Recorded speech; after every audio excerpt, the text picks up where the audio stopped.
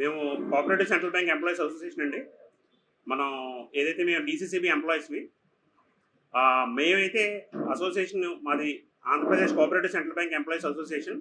దానికి నేను జనరల్ సెక్రటరీగా ఉన్నాను. సార్ ప్రెసిడెంట్‌గా ఉన్నారు. మేడం ట్రెజరర్, అలాగే వైస్ ప్రెసిడెంట్‌గా మనోహర్ గారు ఉన్నారు. జిఎస్ఎల్ మెడికల్ ఇన్స్టిట్యూషన్స్ మరియు కిమ్యూ ఇంటర్నేషనల్ యూనివర్సిటీ భాగస్వామ్యంతో ఇండియన్ అలైన్డ్ ఎంబీబీఎస్ కోర్స్ అడ్మిషన్లు అందిస్తోంది నియో. ముందుగా మిమ్మల్ని అందరూ ఎందుకు పిలిచాము అంటే, మేము నూతనంగా ఒక కమిటీ ఫామ్ అయింది నిన్న.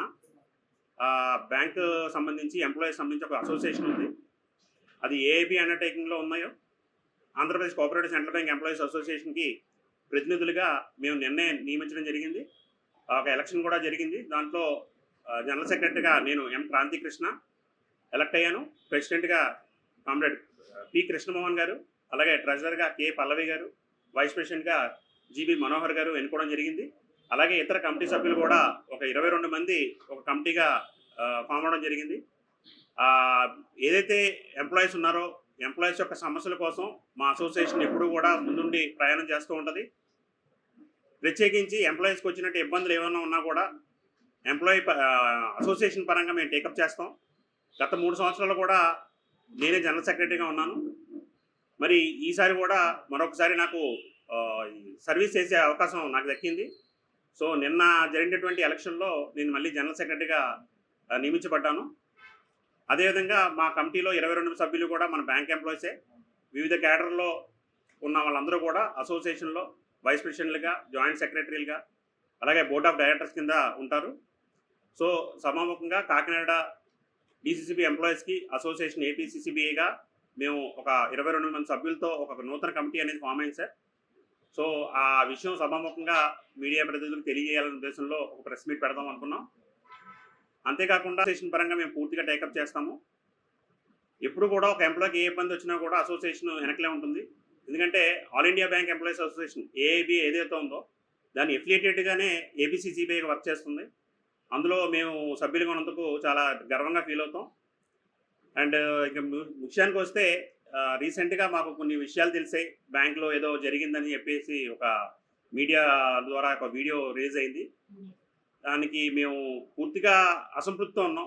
ఎందుకంటే మా ఎంప్లాయీస్ యొక్క వేజ్ డివిజన్స్ అనేది ప్రతి 5 సంవత్సరాలకు ఒకసారి జరుగుతుంది. అది ఏ బ్యాంక్ అయినా సరే. అదేవిధంగా మన కోఆపరేటివ్ బ్యాంక్ కూడా మన 13 డీసీబీలు అంటే 13 జిల్లాలండి మన ఏపీ. సో 13 జిల్లాలకి ఒక ఎంఓయూ అనేది జరిగింది. MOA memorandum of agreement Andhra Pradesh cooperative bank employees అసోసియేషన్తో పాటు ఆంధ్రప్రదేశ్ కోఆపరేటివ్ బ్యాంక్ అసోసియేషన్ అంటే ఆప్కాబ్ లెవెల్లో ఉంటుంది మా స్టేట్ లెవెల్లో వాళ్ళకి, అలాగే 13 డీసీబీల యొక్క మేనేజ్మెంట్స్తో కలిసి మొన్న 26న ఒక ఎంఓయూ జరిగింది. ఖచ్చితంగా కోఆపరేటివ్ బ్యాంక్స్లో పనిచేసినటువంటి 13 జిల్లాలకి నూతన వేజ్ సెటిల్మెంట్ అనేది జరిగింది. వాస్తవంగా అది 1/11/22 నుంచి ఇంప్లిమెంట్ అవ్వాల్సిన వేజ్ సెటిల్మెంట్ అది. మరి మనకు తెలిసిందే ప్రతి ఒక్క సెటిల్మెంట్ ఒక మేనేజ్మెంట్ సిట్టింగ్స్తో కూర్చుని ఒక మంచి వేజ్ సెటిల్మెంట్ చేసుకోవడం జరుగుతుంది. అదేవిధంగా డ్రాగ్ అవుతూ అది మొత్తం మీద మొన్న 26 ఫిబ్రవరి 15 మార్చి 15వ తారీఖు సెటిల్మెంట్ అయింది. ఏదేమైనప్పటికీ కూడా 13 జిల్లాల్లో ఉన్న ఫైనాన్షియల్ పర్టికులర్స్ కానివ్వండి, మా కాకినాడకు సంబంధించిన మన జిల్లాకు సంబంధించిన పర్టికులర్స్ కానివ్వండి, కొంచెం ఇతర జిల్లాలతో కంపేర్ చేస్తే మా బ్యాంక్ కొంచెం వీక్గా ఉండడం. సో దాని మీద ఇంప్లిమెంట్ అయినటువంటి వేజ్ సెటిల్మెంట్ ఏదైతే ఉందో అది 12 డీసీసీబీలకి ఇంప్లిమెంట్ అయింది. ఒక్క కాకినాడకు మాత్రం ఫైనాన్షియల్ పర్టికులర్స్, అలాగే ఏలూరు కూడా కొంచెం వీక్గా ఉండడం వల్ల మాకు ఏలూరుకి కొంతవరకు దాని ఏమంటారు లేట్ అయింది. సో దాని మీద అసోసియేషన్ పరంగా మా ఎంప్లాయీస్ కోసం మేము చైర్మన్ గారిని, వాళ్ళ బోర్డ్ ఆఫ్ మేనేజ్మెంట్ని, అందరినీ కూడా సిఇఓ గారిని అనేకసార్లు కలిసాం. ఎందుకంటే జీతాలు అనేది మీ అందరికీ తెలుసు. ప్రతి ఒక్క ఎంప్లాయీకి ఒక రైట్. ప్రతి 5 సంవత్సరాలకు అది ఇంక్రిమెంట్ జరగాలి ఖచ్చితంగా. అది ఇంప్లిమెంట్ ఎక్కడే ఆగిపోద్దన్న ఉద్దేశంలో మేము అనేక మార్లు రిప్రజెంటేషన్లు ఇచ్చాం చైర్మన్ గారికి, అలాగే సిఇఓ గారికి. At the end of the మొన్న మంత్కి మన జూన్లో చైర్మన్ గారితో మాట్లాడుకోవడం, సార్ని ఎలాగైనా రిక్వెస్ట్ చేసి మాకు అంటే ఎందుకంటే 12 డీసీబీలు వేజ్ సెటిల్మెంట్ జరిగిపోయాయి సార్. మా 10 జీతాలు ఆపితే మా ఎంప్లాయీస్లో అలజడి వస్తుంది. ఎందుకంటే 343 మంది కుటుంబాలు ఆధారపడి ఉన్నాయి ఈ డీసీసీబీ కాకినాడలో.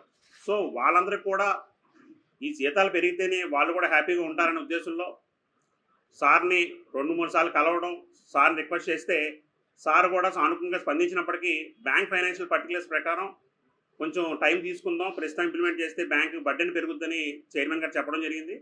అయినప్పటికీ అసోసియేషన్ పరంగా కనీసం ఎరియర్స్ పక్కన పెడదాం. ఎరియర్స్ అని ఎందుకు అంటున్నామంటే 1/11/22 నుంచి మనకు జీతాలు ఇవ్వాలి సార్. సో మనం ఇప్పుడు 26లోకి వచ్చేసాం. సో ఈ 4 సంవత్సరాలు సంబంధించిన ఎరియర్ అమౌంట్ కూడా ఇవ్వాల్సి ఉంది. కేవలం మన బ్యాంక్ దృష్ట్యా మా ఎంప్లాయీస్ అందరూ కూడా ఒక మీటింగ్ పెట్టుకుని ఇప్పుడు మనం ఎరియర్ కానీ తీసుకుంటే బ్యాంకు స్థితి ఇంకొంచెం అంటే ఏదైనా ఎక్స్పెండిచర్ పెరుగుతుంది కదా బ్యాంక్కి. సో దానివల్ల మేమందరం కలిసి ఒక డిస్ట్రిక్ట్ యూనిట్ కమిటీ పెట్టుకుని ఆ కమిటీలో నిర్ణయం తీసుకుని ఖచ్చితంగా ఎరియర్స్ వద్దు, అట్లీస్ట్ పెరిగిన జీతాలు మాత్రమే పెంచండి అని ఒక చిన్న రిక్వెస్ట్తో సార్ని కలవడం జరిగింది. ఇంప్లిమెంటేషన్ చేసినప్పుడు ఫైనాన్షియల్ ఇయర్ నుంచే ఇస్తారు. సో గతంలో ఎలా ఉన్నప్పటికీ కూడా మాకు ఒక 41 నెలలు ఎరియర్ అనేది తీసుకోవడం లేదు. అది స్వచ్ఛందంగా అందరూ ఎంప్లాయీస్ కూడా ఒప్పుకున్నాం. సరే సార్, బ్యాంక్ బాగున్నప్పుడే మేము ఎరియర్ అనేది తీసుకుంటాం, ప్రస్తుతానికి మా కొత్త జీతాలు ఇంప్లిమెంట్ చేయండి, ఎందుకంటే మీరు వచ్చిన తర్వాత అందరూ ఈగర్గా వెయిటింగ్లో ఉన్నారు, కొత్త జీతాలు వస్తాయి. ఎందుకంటే 12 డీసీసీబీలు చేసేసుకున్నాయండి, మిగతా జిల్లాలో అందరూ ఇంప్లిమెంట్ చేసుకుని ఉన్నారు.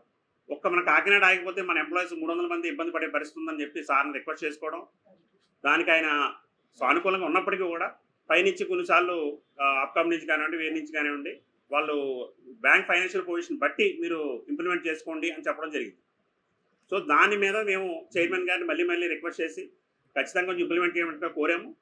దానికి ఆయన ఎంతో సహృదయంతో మా ఎంప్లాయీస్ కోసం ఆయన ఎంతో కష్టపడి మేనేజ్మెంట్స్ బోర్డు మీటింగ్ పెట్టారు. బోర్డు మీటింగ్లో ఆప్కా వాళ్ళు, నబార్డ్ వాళ్ళు, వాళ్ళ ఆఫీసర్స్ అందరి సమక్షంలోనే దాన్ని యాక్సెప్ట్ చేయడం జరిగింది. అదేవిధంగా జనరల్ బాడీ మీటింగ్లో మొన్న ఇక్కడే జరిగింది ఫ్యాబ్ హౌస్లో. ఆ జనరల్ బాడీలో కూడా అందరూ ప్రెసిడెంట్లు ఆమోదంతోనే మా వేస్ సెటిల్మెంట్ అనేది యాక్సెప్ట్ అయింది. అదే మేము ఇంప్లిమెంట్ 1-4 నుంచి మేము చేసుకోవడం జరిగింది. కానీ దురదృష్టం ఏంటంటే మరి మీడియాలో అది ఏ విధంగా వెళ్ళింది, ఎవరు తప్పుగా చేశారో తెలియదు. కానీ ఎంప్లాయీస్ నుంచి అలజడి ఉందని చెప్పేసి ఎంప్లాయీస్ ఏదో ఇబ్బంది పడి చైర్మన్ గారు మమ్మల్ని ఏదో ప్రెజర్ చేశారని. ఎందుకంటే మా దృష్టిలో మా చైర్మన్ గారు దేవుడు. ఎందుకంటే చైర్మన్ గారు చేసినటువంటి ఏదైతే వేస్ట్ సెటిల్మెంట్ ఉందో, మాకు ఇంప్లిమెంట్ ఏదైతే చేశారో నిజంగా ఆయనకి మేము ఇంకా రుణపడి ఉన్నాము. మా ఎంప్లాయీస్ 300 మంది 50 మంది కుటుంబాలు కూడా ఆయనకు రుణపడి ఉన్నాయి. అలాంటిది మా చైర్మన్ గారి మీద ఆయన ఏదో మమ్మల్ని ఏదో అడిగారని, మేమేదో ఆయనకి ఏదో ఇస్తున్నామని ఏదేదో రకరకాల కథనాలు మేము చిన్నగా అది చూసి చాలా బాధాకరంగా అనిపించింది. అది కూడా మీకు విషయం చెప్పాలి. ఎందుకంటే మా చైర్మన్ గారు మాకు ఎంతో ఇది చేసినప్పుడు మేము ఆయనకి మేము నిలబడాలి కాబట్టి మేము ఖచ్చితంగా సభాముఖంగా మీడియా ముందు చెప్పాలనుకున్నాం. ఎక్కడా కూడా ఎటువంటి తప్పుడు జరగలేదు. కోఆపరేటివ్ బ్యాంకులో అంతా సజీవంగానే జరిగింది. మరీ ముఖ్యంగా ఒక విషయం చెప్పాలి. మాకు ఈ బ్యాంక్లో 2 అసోసియేషన్లు అనేది ఉన్నాయి.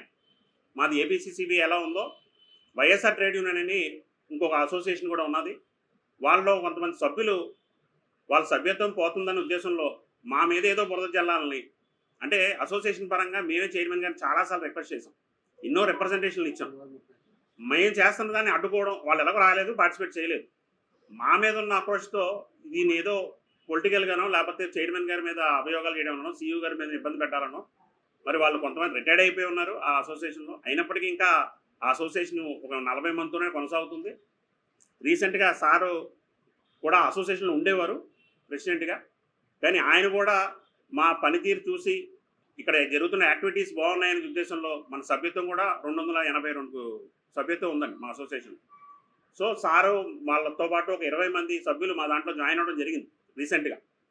దీన్ని ఆయన మనసులో పెట్టుకుని వాళ్ళ సభ్యత్వం పోతుందనే ఒక అప్రోచ్తో కేవలం ఆ ఒక పాయింట్తోనే దీని అంటే విషయ ప్రచారం అనేది చేయడం జరిగింది. ఖచ్చితంగా మేము అసోసియేషన్ పరంగా పూర్తిగా ఖండిస్తున్నాం. ఏదైతే చైర్మన్ గారి మీద వచ్చినట్టు అభియోగాలు ఉన్నాయో అవన్నీ అవాస్తవం అని ఈ సభాముఖంగా మీకు అందరికీ కూడా తెలియజేస్తున్నాం.